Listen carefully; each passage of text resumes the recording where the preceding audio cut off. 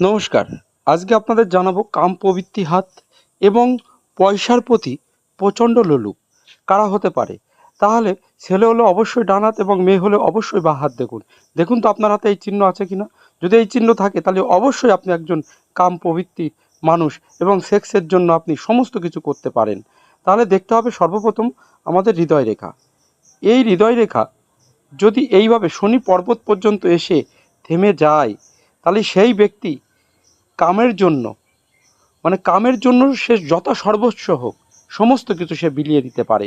আবার এই সমস্ত ব্যক্তি কিন্তু অর্থের প্রতি ভীষণ পরিমাণে লোলুপ হয় এবং অর্থে যদি কাউকে সে ধার দেয় তাহলে সেই অর্থ না পাওয়া পর্যন্ত সে তার প্রতি ক্ষিপ্ত হয়ে থাকে।